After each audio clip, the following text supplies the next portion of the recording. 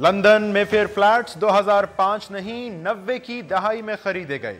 وزیراعظم کی تقریر مایوس کن تھی، اگر یورپ کی پارلیمنٹ میں ہوتی تو استعفیٰ دینا پڑتا۔ طوطا مینا کی کہانی سنائی جاتی رہی تو ہم سڑکوں پر انصاف مانگیں گے۔ چیئرمین تحریک انصاف عمران خان کی قومی اسمبلی میں جارحانہ تقریر۔ ادھر حکومت اور اپوزیشن مشترکہ ٹی او آر طے کرنے کے لیے 12 رکنی پارلیمانی کمیٹی کے قیام پر متفق۔ تناؤ کا شکار پاک افغان تعلقات کے تناظر میں افغانستان میں امن کے لیے مصالحتی عمل کے آغاز کے لیے اسلام آباد میں 4 فریقی اتحاد کا 5واں اجلاس۔ اعلامیے میں مذاکرات ہی مسئلے کا واحد سیاسی حل قرار۔ طالبان کے ساتھ مذاکرات میں تعطل اور افغانستان میں بڑھتی طالبان کارروائیوں کے بعد 4 فریقی اتحاد کیا پیش رفت کر پائے گا؟ اور 9/11 حملوں کے امریکی متاثرین کو سعودی حکومت پر مقدمہ کرنے کے لیے اختیار دینے کا بل امریکی سینٹ سے منظور۔ ریپبلکنز کے ساتھ ساتھ کئی ڈیموکریٹک سینیٹرز نے بھی بل کے حق میں ووٹ دیا۔ ادھر امریکی صدر باراک اوباما کی بل کو ویٹو کرنے کی دھمکی۔ سعودی عرب پہلے ہی دھمکی دے چکا، ایسا قانون بنا تو وہ امریکی معیشت سے اپنے $750 ارب سے زائد کے اثاثے نکال سکتا ہے۔ السلام علیکم ناظرین، پروگرام ان فوکس میں خوش آمدید۔ میں ہوں جواد احمد صدیقی۔ پاناما کا شکریہ ناظرین کہ جمعے کو روز وزیراعظم نواز شریف صاحب پارلیمان میں تشریف لائے اور انہوں نے پارلیمان کے فلور سے خطاب کیا، اور آج دیر سے ہی صحیح لیکن تحریک انصاف کے چیئرمین عمران خان صاحب نے بھی اس خطاب کے جواب میں جو نکات اٹھے ان پر بات چیت کی۔ ان کے ساتھ ساتھ قومی اسمبلی میں اپوزیشن لیڈر خورشید شاہ صاحب نے بھی وزیراعظم کے خطاب کے بعد اپنی رائے کا اظہار کیا۔ یاد رہے متحدہ اپوزیشن نے اس روز جس دن وزیراعظم نے اس معاملے پر صفائی پیش کی تھی، ایوان سے واک آؤٹ کرنے کو اپنی حکمت عملی بنایا تھا۔ عمران خان صاحب نے آج لندن مے فیئر فلیٹس، جن کا اس وقت شور و غوغا ہے شریف خاندان کے، ان کے حوالے سے ڈاکیومنٹس پیش کیے، ان فلیٹس کی رجسٹریاں پیش کیں، اور انہوں نے اس کے ثابت کیا کہ وزیراعظم نے ایوان میں غلط بیانی کی ہے۔ خان صاحب کے بقول یہ فلیٹس 2005 میں نہیں 90 کی دہائی میں خریدے گئے۔ خان صاحب نے فرمایا کہ وزیراعظم کے خطاب سے مایوسی ہوئی ہے اور اس طرح کی تقریر اگر یورپ میں کہیں کی جاتی تو استعفیٰ دینا پڑ سکتا تھا۔ خان صاحب نے مطالبہ کیا کہ جلد از جلد اب ٹی او آرز بنا لیے جائیں، بھلے جو ٹی او آر وزیراعظم کے لیے طے ہوں انہی کے تحت ان کا اپنا بھی احتساب کر لیا جائے۔ اور اپنے خطاب کے اختتام پر انہوں نے یہ حوالہ دیا کہ وہ متحدہ اپوزیشن کے حوالے سے تو نہیں کہہ سکتے، لیکن تحریک انصاف کو اگر بار بار یہ طوطا مینا کی کہانی سنائی جاتی رہی تو وہ سڑک پر آ کر انصاف مانگنے میں حق بجانب ہوں گے۔ دوسری اہم خبر کہ اپوزیشن اور حکومت بالآخر ایک 12 رکنی پارلیمانی کمیٹی بنانے پر متفق ہو گئے ہیں، اور یہ کمیٹی طے کرے گی کہ وہ کیا ٹی او آر ہیں جن کے تحت اب تحقیقات ہونی ہیں۔ سو عمران خان صاحب دیر آید درست آید کے مصداق آج وزیراعظم کے خطاب کے بعد جو بات کر رہے تھے اور جس نقطے کی جانب انہوں نے اپنے خطاب کے بالکل اختتام پر اشارہ دیا، اس سے کیا مطلب اخذ کیا جائے۔ تحریک انصاف کی سینئر رہنما ممبر قومی اسمبلی ڈاکٹر شاری ہمارے ساتھ موجود ہیں۔ شیر صاحب بہت شکریہ آپ کے وقت کا۔ خان صاحب نے آج جو تقریر فرمائی پارلیمنٹ میں، کیا کہیں، ایک بلیٹڈ رسپانس؟ اس دن اچھا نہ ہوتا جمعے کے دن بولتے؟ نہیں، بلیٹڈ نہیں تھا، خان صاحب تو پریپیئر کر کے آئے تھے، اور اس پہ اتنی کنفیوژن ہے، میں کلیریفائی کر دوں۔ جوائنٹ اپوزیشن نے رائے عمل پہلی تیار کیا ہوا تھا 5-6 دن پہلے جب سے میٹنگ شروع ہو رہی تھی، کہ اگر پرائم منسٹر نے 7 سوالوں کا جواب نہیں دیا تو ہم اس کی سپیچ کو ویلیڈیٹ نہیں کریں گے بائی رسپونڈنگ۔ اس وقت ہم واک آؤٹ کریں گے ایز اے پروٹیسٹ کہ ہمارے سوالوں کا جواب نہیں دیا۔ پھر اس کے بعد جب خان صاحب پہ اٹیکس ہوئے تو ہماری جو جوائنٹ اپوزیشن کی میٹنگ تھی جس میں ہم گئے، ہم نے ان کو کہا کہ خان صاحب پہ پرسنل اٹیکس ہوئے ہیں اور ہم چاہتے ہیں کہ خان صاحب پوائنٹ آف پرسنل ایکسپلینیشن پہ جواب دیں پرائم منسٹر کو۔ تو جوائنٹ اپوزیشن کا خیال تھا کہ اس دن آپ ڈٹریکٹ نہ کریں، آپ صرف فوکس رکھیں نواز شریف کی سپیچ پہ، اور کوئی سپیچز اس دن نہیں ہونی چاہیے۔ تو although خان صاحب پریپیئرڈ تھے ڈاکیومنٹ، بلکہ بعد میں انہوں نے میڈیا کو بھی دکھائے، ہم نے کیونکہ ہم جوائنٹ اپوزیشن کے ساتھ چل رہے ہیں، ہم نے سوچا بہتر ہے کہ ہم یونینم کنسنسس کے ساتھ چلیں جوائنٹ اپوزیشن کو۔ خان صاحب کا ارادہ کچھ اور تھا، متحدہ اپوزیشن کے آگے بے بس تھے؟ نہیں، بے بس نہیں تھے، ہم نے ایک کانشیس ڈیسیژن کی in keeping with the joint opposition, کیونکہ دیکھیں اگر آپ ایک کنسنسس اور گروپ کے ساتھ چل رہے ہیں تو پھر آپ کو ان کے ساتھ ہی چلنا ہوتا. تو جب ساری پارٹیز اس پہ ایک یکجہتی سے کہا کہ آج پلیز آپ نہ کریں تقریر, آج پرائم منسٹر کی فوکس رہنے دیں, تو یہ ڈیسیژن ہوئی تھی. اور کیونکہ ہمارا مطالبہ یہ بھی تھا کہ پرائم منسٹر آئیں پارلیمان میں, جب آ گئے پھر اسپیکر صاحب نے کل اپروچ بھی کیا کہ, اور ہمارا یہ مطالبہ شروع سے تھا کہ سائیڈ بائی سائیڈ ایک تو وہ پارلیمنٹ میں آ کے جواب دیں, دوسرا تھا کہ ٹی او آرز اپوزیشن کے ساتھ بیٹھ کے بنائیں, کیونکہ اسپیشلی جب چیف جسٹس صاحب نے بھی ان کے جو خط اور ٹی او آرز کے انہوں تو ٹوتھلیس کر کے ریجیکٹ کر دیا تھا. تو جب اسپیکر صاحب نے بلایا اپوزیشن پارٹیز کو, لیڈر آف دا اپوزیشن کو اور شاہ محمود قریشی صاحب دونوں گئے, اور یہ بھی پوری جوائنٹ اپوزیشن نے بھیجا ہے کہ ان دونوں کو کہ آپ ہمیں ریپرزینٹ کریں. اس کے بعد ہم نے مناسب سمجھا کہ اب ہم پارلیمنٹ میں آ کے اور ہم بھی جواب دیں گے. چل اس سے پھر ہم اخذ تو یہی کریں نا کہ بنیادی طور پر ہونی مشاورت تھی اور بیچ میں ایک مطالبہ تھا کہ وزیر اعظم آ کر خطاب کریں, یہ تو پھر ارریلیونٹ ہو گیا کہ وہ مطمئن کر پائیں گے کہ نہیں کر پائیں گے. دیکھیں پارلیمنٹ میں ان کی ایک رسپانسبلٹی بنتی ہے کہ آ کے جواب دیں. وہ پارلیمان وہ لیڈ مطلب جواب نہیں دیے, لیکن ان کو آنا چاہیے تھا.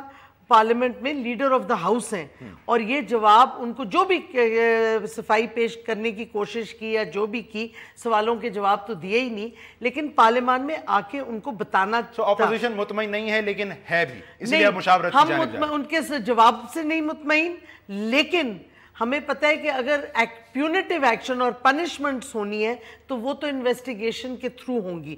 تو اس واسطے دونوں چیزیں, one was not exclusive of the other.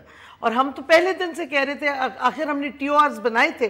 T O آرز ہم نے کیوں بنائے تھے کہ گورنمنٹ انویسٹیگیشن کرائے, انڈیپینڈنٹ کمیشن سے فورینزک انٹرنیشنل آڈٹ ہو اور چیف جسٹس کی سربراہی میں ہو. یہ ہماری شروع سے ڈیمانڈ تھی. فیر انف. آج خیر آپ لوگوں کا اتفاق بھی ہوا پارلیمانی کمیٹی کے لیے. اس سے پہلے میں خان صاحب کی تقریر کے مندرجات پر آؤں, کل حامد میر صاحب کے پروگرام میں خورشید شاہ صاحب کہنے لگے آپ نے ان کو کہا کہ 2 منٹ میں تقریر, کیوں آپ نے مشورہ دیا؟ نہیں, جب جوائنٹ اپوزیشن نے ڈیسائیڈ کیا کہ تقریریں نہیں ہوں گی تو میں نے شاہ صاحب کو half in as a joke کہا کہ شاہ صاحب یاد رکھیں سپیچ آپ نے بھی نہیں کرنی کیونکہ یہ ڈیسیژن ہے, تو 2 منٹ میں جو کہنا ہے آپ کا مشورہ تھا یہ؟ نہیں, یہ ادھر جوائنٹ اپوزیشن میں یہی کہا گیا تھا ان کو, تو میں تو ویسے ہی ان کو یاد دہانی کرا رہی تھی. It was half in joke. وہ ایسا ایشو بن گیا, میں آئی ایم سرپرائز کہ اتنی زیادہ میری پاور وہ دکھا رہے ہیں. میں کہاں سے, آئی ایم ناٹ ایون ہمارے آپ کو تو شکر گزار ہوں, میں آپ کی بات کو میں نے ان مان لیا کہ 2 منٹ سے آگے نہیں بڑھے. وہ مجھے میرے پہ اتنا پاور ایٹریبیوٹ کریں جو میرے پاس ہے ہی نہیں. میں کون ہوتی ہوں لیڈر آف دا اپوزیشن کو کہوں کہ یہ بولیں وہ بولیں؟ یہ تو ڈیسیژن جوائنٹ اپوزیشن کی ہوئی تھی, جس میں آپ کا ایک مشورہ تھا کہ تقریر محدود رکھیے گا. میرا نہیں تھا, پوری جوائنٹ اپوزیشن کا تھا. میں تو جب ہم بیٹھے ہوئے تھے تو میں نے ویسے ہی ان کو کہا. لیکن پھر ہم یہ سمجھیں کہ شاہ صاحب کو مشورہ صرف آپ کا یاد رہا اس لیے آپ کا نام لے رہے ہیں؟ نہیں, آئی تھنک وہ مذاق میں کہہ رہے تھے. آگے خان صاحب نے آج دعویٰ کیا کہ جی دستاویزات غالباً آپ کے پاس بھی موجود ہیں, پیش کی نواز شریف صاحب نے. 2005 میں نہیں خریدے وہ, نواز شریف صاحب کی فیملی نے وہ 90 کی دہائی میں لیے گئے ہیں, اور وہ آج کہہ رہے تھے کہ غلط بیانی سے کام لیا ہے نواز شریف صاحب نے. اب آپ کیسے اس جھوٹ کو جو بقول آپ کے فلور آف دا ہاؤس پر بولا گیا پرسو کریں گے؟ دیکھیں یہ تو اب لیگل ایکشن اس پہ پارٹیز بھی لے سکتی ہیں, اور یہ پارلیمنٹ کو خود اب 62 63 کے تحت کچھ کرنا چاہیے. دیکھیں پارلیمنٹ میں جب آپ آ کے غلط بیانی ڈیلیبریٹلی کرتے ہیں, یا تو نہ کہ آپ کو بھول گیا فیکٹ اور آپ بعد میں کہیں جی معذرت کریں کہ جی مجھے بھول گیا تھا, انہوں نے ڈیلیبریٹلی ایک غلط بات کہی ہے. اور میں اس سے زیادہ اسٹرانگ ورڈ نہیں یوز کرتی, پرائم منسٹر ہیں, بٹ اصل بات تو بنتا ہے کہ جھوٹ بولا. آپ کو ورڈز نہیں, آپ کو تو کوئی ایکشن کرنا چاہیے نا. لیکن ایکشن بالکل ہوگا, اور یہی ڈاکیومنٹیشن دیکھیں نا ہمارے پاس ہے, ان کی رجسٹریشنز ہیں فلیٹس کی. ڈیٹ ہے 1993 میں ایک فلیٹ لیا, 2 1995 میں لیے, 3 ایک 1996 میں لیا اور ایک 2004 میں لیا. تو 2005 تک تو سارے فلیٹس لے لیے گئے تھے, جو کہ یہ کہہ رہے ہیں کہ ہم نے 2005 میں اپنی وہ مل بیچی جدہ میں, اور ان سے پتہ نہیں کتنی چیزیں لے لی, حالانکہ جو قیمت انہوں نے کوٹ کی تھی مل کتنے پہ بیچی, اس سے تو ایک فلیٹ بھی مشکل سے آتا. تو یہ ڈیلیبریٹلی غلط بیانی ہے. اس جھوٹ کو آپ ٹی او آر میں سچ جھوٹ کے تعین کے لیے چھوڑ دیں گے, بطور پارٹی اس پر کچھ کریں گے؟ ہم سمجھتے ہیں اب ہم اس میں اور لیگل ایکشن بھی لائر سے کنسلٹ کریں گے, وہ بھی ایک آپشن ہے. آپشن بالکل ہے. اور ہم سمجھتے ہیں کہ جنہوں نے الیکشن لڑا تھا نواز شریف صاحب کے خلاف, وہ تو اپنی طرف سے بھی جا سکتے ہیں in the courts, in the election commission, کیونکہ جیسے جیسے آپ کے پاس انفارمیشن آتی ہے, اور کیپٹن صفدر کے خلاف تو پٹیشن داخل ہو چکی ہے الیکشن کمیشن میں جو کینڈیڈیٹ تھے ان کے. تو ہم سمجھتے ہیں کہ حیرانگی, اب نواز شریف صاحب کے خلاف بھی میں حیرانگی کی بات ہے کہ قوم کے سامنے پارلیمان میں میاں صاحب کیسے غلط بیانی اتنی زیادہ سکتے ہیں جب ان کو پتہ ہے کہ یہ ڈاکیومنٹس ایکسیسیبل ہے. لیکن اب ان کے خلاف پٹیشن ان کی اپنی جماعت سے تو کوئی نہیں دے گا نا, یہ تو کسی جماعت کو اپوزیشن نہیں دے گی نا. لیکن یہ دیکھیں سوال تو یہ اٹھتا ہے کہ اتنا بڑا جھوٹ ایک پرائم منسٹر ملک کا کہہ رہا ہے پارلیمنٹ میں آ کے, جبکہ ان کو پتہ ہے کہ یہ ڈاکیومنٹیشن سب کے پاس, یہ کوئی ہڈن نہیں رہتی ہیں آج کل, ایکسیس ہے ٹو انفارمیشن, اور وہی ہوا ہے. میں ایک مختصر بریک لے لوں ناظرین. حکومت اور اپوزیشن کا اتفاق کہ ایک 12 رکنی پارلیمانی کمیٹی کے قیام پر بھی ہوا ہے. اب اس کے مینڈیٹ پر بھی بات کریں گے شیری صاحبہ سے اس مختصر بریک کے بعد.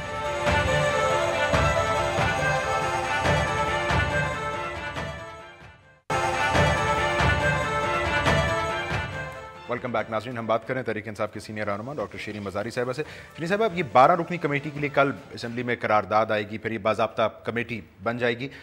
جو بنیادی مقصد ہے اس کا کہ ٹی او آرز پر مشاورت ہو, اور جو فرق ہے اپوزیشن اور حکومت کا وہ کم, یہ فرق کیسے کم ہوگا؟ نہیں دیکھیں, فرق کی تو بات ہی نہیں ہے. چیف جسٹس نے تو حکومت کے ٹی او آر ریجیکٹ کر دیے ہیں. اب حکومت نے ہمارے T O R, chief justice نے یہ نہیں کہا اپوزیشن کے مان لیں, نہیں, انہوں نے کہا کہ آپ ایک قانون لائیں. جیسے جب ریگنگ کا ہوا تھا تو جوڈیشل کمیشن بننے سے پہلے ایک آرڈیننس آیا تھا, اسی طرح ایک قانون آنا چاہیے, اور ٹی او آرز کو اسپیسیفائی کریں تاکہ ایک ٹائم پیریڈ میں ہو. تو اب حکومت ہماری ٹی او آر اسٹڈی کرے گی, اور ہم سمجھتے ہیں ہمارے بڑے ریلیونٹ اور ریزنیبل ٹی او آرز ہیں, اور وہ سب پہ اپلائی کرتے ہیں. صرف ہم کہتے ہیں شروع پرائم منسٹر کی فیملی سے ہو, کیونکہ وہ پرائم منسٹر ہیں. اور ادھر میں ایک بات بھول گئی کہنا کہ یہ فلیٹس کی پرچیز کی ڈیٹ بڑی انٹرسٹنگ ہے, کیونکہ اس میں 1993 میں میاں صاحب کے دونوں بیٹے مائنرز تھے. مریم 20 سال کی تھی, باقی سب چھوٹے تھے, 18 سال سے کم عمر. ہاں, تو اگر یہ ان کے نام پہ بھی خریدے گئے اور یا وہ بینیفیشریز تھے تو ڈپینڈنٹس تھے, تو میاں صاحب نے ڈکلیئر کرنا چاہیے تھا ان کے ایسٹس. جیسے انہوں نے 2011 میں مریم کو ایز اے ڈپینڈنٹ دکھایا ہے, لیکن ان کی کوئی یہ کمپنیز نہیں دکھائیں. ڈپینڈنٹس کے ایسٹس آپ کو ڈکلیئر کرنے ہوتے ہیں اپنے گوشواروں میں. ایک اور ڈسکرپنسی ہے وزیر اعظم کے خطاب میں. نہیں, یہ تو ایک انلیگیلٹی ہے. اب مجھے یہ بتائیں, ٹی او آر پر ظاہر بات ہے مشاورت کا مطلب یہ ہوگا گیو اینڈ ٹیک تو ہوگی. کیا گیو کرنے کے لیے ولنگ ہے اپوزیشن؟ دیکھیں, جہاں تک مجھے پتہ ہے گیو کرنے کے لیے تو نہیں ہے. ہم سمجھتے ہیں کہ ہمارے جو ٹی او آرز ہیں وہ بہت ریزنیبل ہیں. ان کو اگر گروپ ٹوگیدر کر کے آپ کم کرنا چاہتے ہیں, یا یو وانٹ ٹو 15 سے 10 کرنا چاہتے ہیں, اس طرح, تو اس پہ بات چیت ہو سکتی ہے. لیکن ہم سمجھتے ہیں کہ اس میں کئی چیزیں بڑی اسینشل ہیں. ایک منی ٹریل بڑی اسینشل ہے, کدھر سے پیسہ آیا, کیسے گیا, اور اس پہ ٹیکس دیا گیا کہ نہیں. دوسری چیز تو بڑی امپورٹنٹ ہے کہ اس میں قانون کون سے توڑے گئے. اب ایک چیز بہت آگے کلیئر ہو گئی ہے کہ, اور یہ میاں صاحب نے خود اپنی تقریر میں کہا کہ 1972 میں ہماری فیملی مایوس ہو گئی تھی پاکستان سے, تو ہم نے باہر جا کے انویسٹ کیا دبئی. وہ ہاں, اور اگر ایک تو مبشر حسن صاحب نے بھی کامنٹ کیا, وہ اس وقت منسٹر تھے, انہوں نے کہا کوئی, اور لیکن سب کو پتہ ہے جو بزنس کرتے ہیں کہ اس زمانے میں فورن ایکسچینج کے جو لاز تھے, ایکسچینج کنٹرول لاز, وہ بہت سٹرکٹ تھے. اور آپ کے بچے بھی اگر باہر پڑھ رہے تھے, آپ کو اسٹیٹ بینک سے پرمیشن لینی ہوتی تھی. کریں کہ حکومت تو یہ تو کی منی ٹیم لانڈرنگ کو بھلے لگتا رہے, اب وہ شکوہ کرتے رہیں کہ ٹی او آر وزیر اعظم اسپیسیفک ہیں, جو آپ لوگوں نے ٹی او آر بنائے ہیں بنیادی شکل ان کی ایسی ہی رہے. اب اپوزیشن کی جانب سے, حکومت کی جانب سے آ رہا ہے کہ جی لون رائٹ آف کی شک, اس پر بھی احتساب کریں. آف شور کمپنی چاہے پیناما میں نام آیا ہے یا نہیں, یہ بھی ڈالیں. تو یہ شامل کرنے کو آپ تیار ہیں؟ دیکھیں, آپ اگر پڑھیں ہمارے ٹی او آرز, फोकस पैनमा पे है, लेकिन हमने कहा है कि सबका एहतसाब होना चाहिए। और आज खान साहब ने तो कैटेगोरिकली कह दिया है कि जो TORs के तहत आप मियाँ साहब की इन्वेस्टिगेशन करते हैं, एहतसाब करते हैं, मैं उसके लिए तैयार हूँ, मेरी भी उसी तरह करें। बल्कि क्योंकि हुकूमत को जब और कुछ नहीं मिलता खान साहब के खिलाफ, तो वो शौकत खानम को टारगेट करते हैं, जो कि बड़ी अफसोसनाक बात है। क्योंकि हॉस्पिटल का रिकॉर्ड देखे गरीब 70% फ्री पेशेंट्स की ट्रीटमेंट होती है। तो उन्होंने कहा शौकत खानम के फंड्स भी सारे ओपन हैं, उनका भी आप एहतसाब कर लें, एग्जामिन कर लें। तो हमने तो अपने आप को क्लियरली प्रेजेंट कर दिया एहतसाब के लिए। चलें, अब मुझे PTI के एंगल से ये बता दें कि जॉइंट ऑपोजिशन में इन डेज टू कम PTI अपना रोल क्या देख रही है? आज खान साहब ने वैसे खुद को सिंगल आउट क्यों किया? व्हेन ही सेड कि ऑपोजिशन का तो मुझे नहीं पता, हम तो सड़कों पर फिर इंसाफ मांग सकते हैं। क्योंकि हमने जॉइंट ऑपोजिशन के साथ अभी ये अगली स्ट्रैटेजी नहीं तय की, तो इस वास्ते खान साहब ने मुनासिब नहीं समझा। बट PTI की बड़ी क्लैरिटी है कि हुकूमत अगर टाइम फ्रेम में, और जॉइंट ऑपोजिशन भी टाइम फ्रेम मांगेगी, ये हमारी एक डिसीजन हुई है। अभी आपने तय नहीं की? नहीं, जॉइंट अब कमेटी बनी है ना, अब with in a time frame इस कमेटी को अपना काम खत्म करना होगा। एंडलेस ओपन एंडेड नहीं होगी। सेफ टू अज्यूम कि अगर अभी आपने मुस्तकबिल के लाहे अमल के हवाले से तय नहीं किया कुछ, तो आपकी कंडीशनल एंगेजमेंट है विद जॉइंट ऑपोजिशन। हमारी बड़ी क्लैरिटी है कि इन द एंड अगर ऑपोजिशन समझे कि नहीं हो रहा कुछ और ये बात आगे नहीं बढ़ रही और हुकूमत सीरियस नहीं है सही तरीके से इंडिपेंडेंट इन्वेस्टिगेशन करने में, जिसमें इंटरनेशनल फोरेंसिक ऑडिट हो, तो फिर अगर और कोई नहीं चारा रहेगा तो PTI का फैसला है कि हम इस पे फिर चुप करके नहीं बैठे रहेंगे, हम सड़कों पे निकलेंगे। बिकॉज़ ये जमहूरियत का हिस्सा है, पीसफुल प्रोटेस्ट। दो बात, अगर आपको ये आपका ट्रम्प कार्ड है और जॉइंट ऑपोजिशन के साथ आपकी एंगेजमेंट ये हमारा लास्ट रिजॉर्ट है, और आपकी एंगेजमेंट कंडीशनल है विद जॉइंट ऑपोजिशन। नहीं, कंडीशनल नहीं है। हम उम्मीद रखते हैं कि हम जॉइंट ऑपोजिशन को भी उस वक्त कन्विंस कर लेंगे कि जब हुकूमत के सारे दरवाजे जस्टिस के, इंसाफ के बंद हो गए हैं, तो फिर हमने आफ्टर ऑल कौम चाहती है एहतसाब हो, कौम चाहती है लूटा हुआ पैसा वापस आए, तो फिर जब कोई और चारा नहीं रहेगा तो फिर हमें सड़कों पे निकलना पड़ेगा। हम बहस इस पे भी कर सकते हैं कि वो सोलो फ्लाइट के केस में क्या मिलेगा तहरीक इंसाफ को, रीसेंट पास्ट का एक एग्जांपल हमारे साथ, but let's not go there for now. नहीं, बट हम समझते हैं इट्स प्रीमेच्योर टू से सोलो फ्लाइट। लेकिन आप खुद सिंगल आउट नहीं कर रहे, हुकूमत भी आपको सिंगल आउट कर रही है। डार साहब कल पंजाबी में कह रहे थे अनकरीब ये धरने वाले अकेले रह जाएंगे, ये क्या है? ये उनकी खुशफहमी है। वो बड़ी देर से तो कोशिश कर रहे हैं कि जो मेजर पार्टीज़ हैं ऑपोजिशन की वो इकट्ठे ना हो, लेकिन उनकी कार्रवाई कॉन्फिडेंट थे, मुस्कुरा रहे थे ये कहते हुए। मुस्कुराते रहे, अभी तक तो आप पीपल्स पार्टी बिल्कुल डिटर्मिन्ड है। आप अगर एतजाज़ एहसन और खुर्शीद शाह की स्टेटमेंट्स देखें, उनके चेयरमैन बिलावल की स्टेटमेंट सुने, तो आपको तो कुछ लग रहा है कि वो पीछे हट रहे हैं, मुझे तो नहीं लग रहा।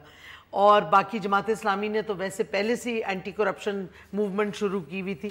तो मैं समझती हूँ कि ये बात कोई नहीं हटेगा, लेकिन जाहिर है क्या कहते वो सबसे हुकूमत सबसे ज्यादा खौफजदा PTI से है, PTI के पास इसलिए वो सिंगल आउट पावर है, को। और तो इस वास्ते उनको एक एलर्जी है, तो वो टारगेट करते हैं। अगर बहुत मुख्तसरन आप मुझे बताएं, खान साहब आज इन डॉक्यूमेंट से हट के जो बातें कर रहे थे, एहतसाब का उनका विजन, करप्शन के खात, ये तो वो जलसों और प्रेस कॉन्फ्रेंसेस में भी करते हैं। सो असेंबली में ये बातें दोहराने का फायदा क्या होता है? देखिए, एक कमिटमेंट है ना खान साहब की और PTI की, करप्शन को ख़त्म करना। तो हमारी जो एक एजेंडा है, जो हमारा सियासी मौक़िफ़ है, हम पार्लियामेंट में क्यों ना पेश करें। हमारी ख्वाहिश है कि खान साहब इसको दुरुस्त मानते हुए अपनी जो हाज़िरी है पार्लियामान में उसको भी खातिर खा बढ़ाएं। हम चाहेंगे हैं कि वो आके बोलते रहें पार्लियामान में ऐसे इशूज़ पर। डॉक्टर साहब बहुत शुक्रिया। नाज़रीन, आपने देखा शीरी साहिबा भी अपने गुफ्तगू के अख्ताम पर उसी नुक्ते की तरफ हवाला दे रही थी जिसका खान साहब ने दिया कि बसूरत दीगर PTI एक सोलो फ्लाइट ले सकती है, और सोलो फ्लाइट का मतलब ये होगा सड़कों पर आना। प्रोग्राम में शामिल करेंगे एक ब्रेक। आज अफगानिस्तान में मसालहती अमल के हवाले से क्वाड्रिलैटरल कोऑर्डिनेशन ग्रुप का इजलास हुआ, इसका एलामिया अब सामने आ चुका है, उस पर बात करेंगे इस ब्रेक के बाद।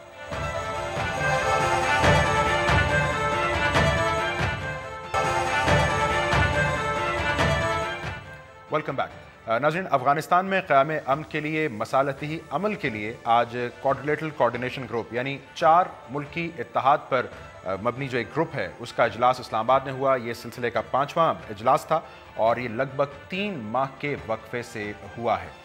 इस इजलास का अब एलामिया सामने आ चुका है और इस एलामिया में दर्ज है कि जो वायलेंस है यानी तशद्दुद, उससे कोई मकसद हासिल नहीं होता और अमन के लिए, मसालहती अमल के लिए वाहिद सियासी हल मुज़ाकरात ही हैं। दूसरी जानिब हम ये देख रहे हैं कि पिछले इजलासों के बरक्स इस मरतबा इस इजलास को वो मीडिया कवरेज हरगिज़ न मिल पाई जो माजी के इजलासों के हिस्से में आई। और इसको आप इस बात से मिलाकर देखिए कि अफगानिस्तान की जानिब से इस दफ़ा उनके नायब वज़ीर ख़ारिजा इस इजलास में शरीक नहीं थे, बल्कि पाकिस्तान में तैनात उनके अफगान सफ़ीर शिरकत कर रहे थे, जिसको एक अलामत के तौर पर देखा जा रहा है अफगानिस्तान की मायूसी की। अगर आप अफगान सदर की हालिया तकरीर का हवाला ना भी दें तो भी। सो बुनियादी सवाल हमारा ये है कि ये इजलास, ये फोरम क्या अब बुनियादी तौर पर एक रस्मी फोरम की हैसियत इख्तियार कर चुका है या अभी भी इससे कोई उम्मीद बांधी जा सकती है?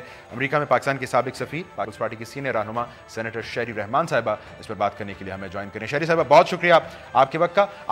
आपको भी लगता है, आप इत्तफाक करेंगी कि अब बतदरीज कम हो गई है इस क्वाड्रिलेटरल कोऑर्डिनेशन ग्रुप की अहमियत, बज़ाहिर एक रस्मी फोरम बन के रह गया? वजूहात ये सब हो सकती हैं जिनका एक इब्तदाई इशारा मैंने दिया है। जी बिल्कुल, कुछ लग ऐसा ही रहा है, क्योंकि जैसे आपने कहा एक डाउनग्रेडिंग हो गई है अफ़गानिस्तान की तरफ से। और इससे पहले जो आपने बिल्डअप देखा उसमें भी काबुल और इस्लामाबाद में एक एस्केलेशन हुई है तज़ादात की, एक diplomatic exchange of hot words जिसे कहते हैं वो हुआ है। और अफसोस से मैं ये कहूँगी कि पाकिस्तान को कठेरे में खड़ा किया जा रहा है। जो अफ़गानिस्तान में जो भी अब अटैक हो रहा है 19 की जो बात की गई है, कंडेम किया गया है काबुल में, जी अप्रैल का, तो उसमें भी पाकिस्तान को पहले इल्ज़ाम तराशी के उसमें लाया जाता है।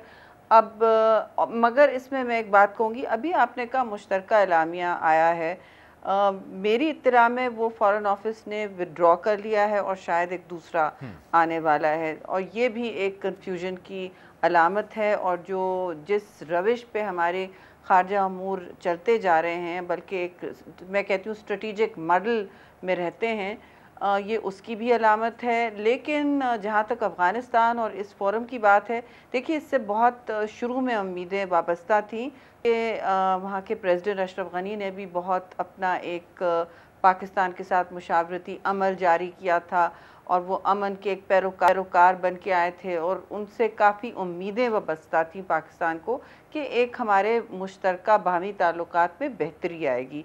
ऐसा आपने देखा नहीं हुआ, और बहुत से हम ऐसे लोग हैं जिनका थोड़ा बहुत इस शोबे में तजुर्बा है। मैंने ये कहा था कि अगर हम अपनी मैसेजिंग बहुत स्ट्रॉन्ग नहीं रखेंगे, अपना कौमी बयानिया जो अफ़गानिस्तान के बारे में है उसको स्ट्रॉन्ग नहीं रखेंगे, तो आप देखेंगे कि जो भी अफ़गानिस्तान के बैटलफील्ड थिएटर में भी और सियासी तौर पे भी जो भी फेलियर्स होंगे, चाहे वो अमेरिका के हों, चाहे वो इंटरनेशनल कम्युनिटी के हों, चाहे वो काबुल बज़ाते ख़ुद के हों, जहाँ एक यूनिटी गवर्नमेंट मुश्किल से रहती है, वो यूनाइटेड भी ख़ास नहीं रहती, तो इसके असरात पाकिस्तान पर होंगे, क्योंकि एक विपिंग बॉय चाहिए होगा, किसी पर तो ब्लेम डालना होगा कि 12-14 साल। ऑन दैट पॉइंट ये बड़ा अहम नुक्ता है, आपने खुद हवाला दिया अफगान सदर का ये कहना कि जी अब हम मुज़ाकरात के लिए पाकिस्तान की जानिब नहीं देख रहे हैं, सब्सिक्वेंटली अमेरिका की जानिब से हक्कानी नेटवर्क के खिलाफ कार्रवाई का मुतालबा फिर से आ जाना,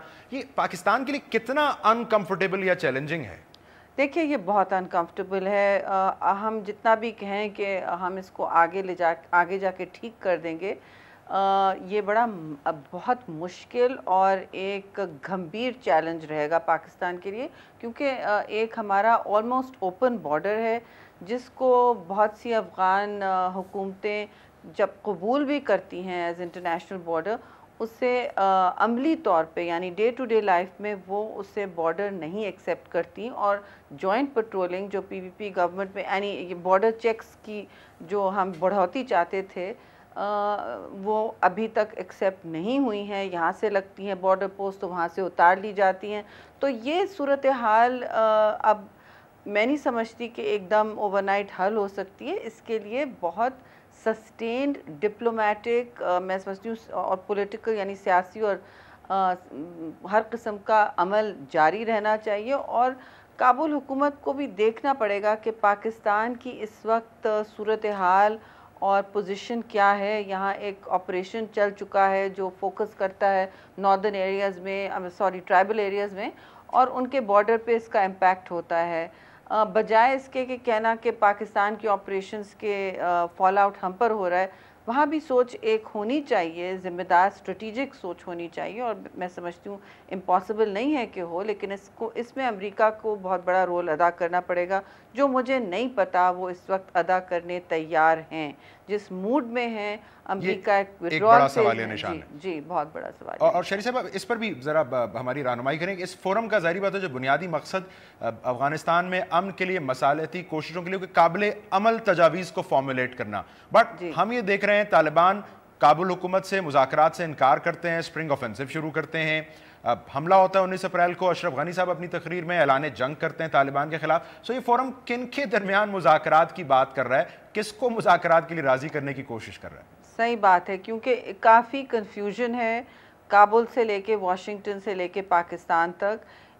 میں سمجھتی ہوں پاکستان میں پہلی دفعہ کم کنفیوژن ہے، کیونکہ ایک پالیسی رہی کہ ہم کسی ایک ایتھنک گروپ یا مثلا طالبان، صاف بات کریں، طالبان کو ہم پریویلیج نہیں کریں گے، ہم ان کو جیسے پہلے فیور کرتے تھے نہیں کریں گے. کیونکہ یہ الزام لگتا تھا افغانستان سے کہ 30 سال پہلے پاکستان نے افغانستان کو اپنا اسٹریٹجک پچھواڑا بنایا ہوا تھا اور وہاں اپنی مرضی کے پراکسیز وغیرہ لگا رہے تھے. تو اس سے دور ہٹنے کے لیے ایک بہت میں سمجھتی ہوں ایک middle of the road policy کی ضرورت تھی، جس کی شروعات ہوئی کہ ہم افغانستان سے ہی کہیں گے اب بھائی آپ اپنا روڈ میپ بنائیں، آپ اپنا جو بھی آپ کو پولیٹیکل عمل چاہیے اس میں ہم آپ کی مدد کریں گے، لیکن شروعات آپ کریں گے تاکہ یہ افغان لیڈ ہو. اب یہ ایک کلیشے سا بن کر رہ گیا، کیونکہ وہاں اہلیت کا مسئلہ بنا ہوا ہے. افغانستان میں کون لیڈ کرے گا، ایک دوسرے سے ان کی ایک کلیش بڑھ رہا ہے. لیکن آپ ایک اور بات میں آپ کو بتاؤں، گلبدین حکمتیار کے گروپ سے بات چیت چل رہی ہے ڈائریکٹ کابل رژیم کی، اور اس کو امریکہ بھی نہیں اپوز کر رہا. تو اس میں سے ذرا سا آپ اس کو دیکھیں اس نظر سے کہ وہ بہت جنگجو گروپ رہا ہے اور ایک خاص اپوزیشن میں رہا ہے کابل اس قسم کے عمل کی. تو اب ان سے اگر بات چیت ہو سکتی ہے تو میں سمجھتی ہوں طالبان سے بھی وہاں ان کو کرنی ہوگی. ہم یہاں اپنی جنگ لڑ رہے ہیں اپنے طالبان کے خلاف، تو آپ یہ نہیں کہہ سکتے کہ جی پاکستان کو تو ویسے ہی بہت مشکل سکویز میں ڈالا جا رہا ہے، ہم اپنی جنگ بھی لڑیں، وہ تو ہم کر ہی رہے ہیں کیونکہ ہمیں اپنی سرزمین کے لیے ذمہ داری لینی ہے. لیکن وہاں کی آدھی سرزمین کے لیے کوئی ذمہ داری لینے تیار نہیں ہے. اصل مسئلہ یہ ہے، نہ وڈرائنگ نیٹو فورسز تیار ہیں، نہ کابل کی اس وقت ابھی ان کو 4-5 سال اپنی فورسز بلڈ کرنی ہے اور اتنا ان کو پیسہ چاہیے ہوگا. جس طرح کا جو اعلامیہ آیا ہے اس کا مطلب ہے ہمیں اس پر سرپرائز نہیں ہونا چاہیے. مختصر بریک میں شامل کر لوں ناظرین. اس اعلامیے میں اگر آپ اس کا جائزہ لیں تو اگلی کوارڈینیشن گروپ کی جو اجلاس کی ممکنہ تاریخ ہے اس کا بھی اعلان نہیں کیا گیا ہے، اور یہ کہا گیا ہے کہ جو چاروں فریق ہیں وہ اپنی سہولت کے وقت کے مطابق اس کا تعین کریں گے. یہ بھی ہمیں بہت کچھ سمجھنے میں آسانی دے رہا ہے. ایک مختصر بریک. شری رحمان صاحب ہمارے ساتھ موجود ہیں. ایک اور اہم خبر جس کا تعلق امریکہ اور سعودی عرب سے ہے اس پر بھی بات کریں گے شری صاحبہ سے اس مختصر بریک کے بعد.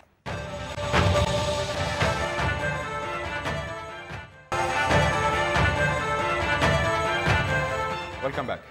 ناظرین، امریکی سینٹ نے ایک bill Justice Against Sponsors of Terrorism Act, جس کو مختصراً جیسٹا کہا جا رہا ہے، منظور کیا ہے، جس کے تحت 9/11 حملوں کے امریکی متاثرین سعودی عرب کی حکومت کو قانونی طور پر چیلنج کر سکتے ہیں، اس پر ہرجانے کا دعویٰ کر سکتے ہیں اس پریٹیکسٹ کے تحت کہ وہ 9/11 حملوں میں ملوث اور اس کی ذمہ دار ہے. बशर्त ये कि ये अमरीकी ऐवान नुमाइंदगान से भी बिल मंजूर हो जाए और कानून की शक्ल इख्तियार कर जाए। दूसरी जानिब वाइट हाउस अपने इरादा ये कहकर जाहिर कर चुका है कि वो बहरहाल इस बिल को वीटो करेगा, और सऊदी अरब पहले ही इस बिल पर इसकी मुखालफत में सख्ती से कह चुका है कि इस तरह की कोई कानून साजी की गई तो वो अमरीकी मईशत से अपना हिस्सा, जो असासों की मालियत तकरीबन $750 अरब के करीब बनती है, वो निकाल सकता है। सो ये दोनों ममालिक के ताल्लुकात के लिए एज ऑफ नाउ क्या माने रखता है, शरी रहमान साहिबा बात करते हैं। शरी साहिबा, ये बिल अमरीकी सेनेट से मंजूर हो जाना एज ऑफ नाउ इसकी अहमियत क्या है, आप इस पर हमारी कैसे मदद करेंगे? जी बिल्कुल, एक तो ये इस बात की अक्कासी करता है, ये बिल पास हो या ना हो, वीटो करने की बात तो आ चुकी है एडमिनिस्ट्रेशन की तरफ, लेकिन ये अमेरिका और सऊदी अरेबिया के दरमियान जो बिगड़ते हुए ताल्लुकात की जो एक रविश है उसकी अक्कासी करता है। और इतने वो बिगड़े नहीं हैं कि एडमिनिस्ट्रेशन उस पर हामी भरे और कह दे कि इस तरह का, और ये बहुत बुनियादी इस चेंज लाएगा, इससे बड़ी तब्दीली आएगी इंटरनेशनल लॉ में भी, और एक सॉवरेन प्रिंसिपल जो होता है इम्यूनिटी का, इससे बहुत गहरे असरात होंगे। अमेरिका भी सोचेगा कि इवेंचुअली वो अपने आप को इसके ज़िम्मे में नहीं ला सकते, ना लाना चाहते हैं, लेकिन दूसरे ममालिक फिर खड़े होकर कह सकते हैं कि देखिए हम भी अब इस तरह का लॉ अपने मुल्क में पास कर लेते हैं, और आप जो आपके ऑपरेशंस मुल्क के बाहर हैं, और जो ख़ासे वसी तर ऑपरेशंस होते हैं, मिलिट्री होते हैं, ह्यूमैनिटेरियन होते हैं, डेवलपमेंट, अमेरिका का तो बहुत बड़ा ग्लोबल स्प्रेड है, फ़िज़िकल भी है और फाइनेंशियल भी है, कॉन्ट्रैक्चुअल भी है, तो उस हवाले से ये एक दो तरफ़ा अमल हो सकता है। इस बिल की वजह से के तहफ़्फ़ुज़ात ठीक हैं कि इस बिल कानून साजी ऐसी हुई तो अमेरिकियों को भी इसका खदशा, इससे ख़तरा हो सकता है दूसरे मुल्कों में। देखिए इस बिल से नहीं हो सकता, क्योंकि दिस ओनली अफेक्ट्स ये वहाँ की कोर्ट्स और अदालतों पर लागू होता है, लेकिन जैसे जवाबी कार्रवाई में कोई और मुल्क कह सकता है कि आपने हमारे नेशनल्स को यहाँ ट्राई किया है, आप उनको इंटरनेशनल टेररिज्म के ज़िम्मे में ला के अपने कोर्ट्स में बग़ैर एक्सट्रेडिशन के, बग़ैर किसी ट्रीटी या किसी मुआहदे के ट्राई कर सकते हैं, तो आपने सॉवरेन इम्यूनिटी का तो पूरा प्रिंसिपल ही ख़त्म कर दिया है। और जब ये ख़त्म होता है फिर दूसरे ममालिक कह सकते हैं कि भाई फ़ला हमारे मुल्क में पाया गया है, या उसका अकाउंट या उसका जो भी एविडेंस है हम इसको यहाँ ट्राई कर रहे हैं, और हिरासा भी। तो ये इसके बड़े लॉन्ग टर्म और काफ़ी मैं समझती हूँ सीरियस असरात हो सकते हैं। इस वक्त सऊदी अरेबिया के हवाले से जैसे आपने कहा, जो हाउस ऑफ रिप्रेजेंटेटिव्स है, नुमाइंदगीन का इस वक्त ऐवान है, वहाँ ये पास नहीं हुआ है, ना उस पर वोट हुआ है, लेकिन एडमिनिस्ट्रेशन ने साफ कह दिया है कि वो इसको कतन फेवर नहीं करेंगे, और इसका भी हाउस ऑफ रिप्रेजेंटेटिव्स पे असर होता है। लेकिन आपको याद होगा कि हाउस ऑफ रिप्रेजेंटेटिव्स इस वक्त ओबामा की मुखालिफ तंजीम के पास है, वहाँ हो सकता है कि एक दिन पास हो जाए और एडमिनिस्ट्रेशन को ब्रेक लगाना पड़े, इसके भी बड़े असरात होंगे। इस पर अगर आप रोशनी डाल सकें कि बहरहाल ये अमेरिकी सेनेट से बिल मंजूर हो रहा है, डेमोक्रेटिक सेनेटर्स ने भी इसमें अपनी राय का इजहार किया है इसकी हक में, रिपब्लिकन्स ने भी।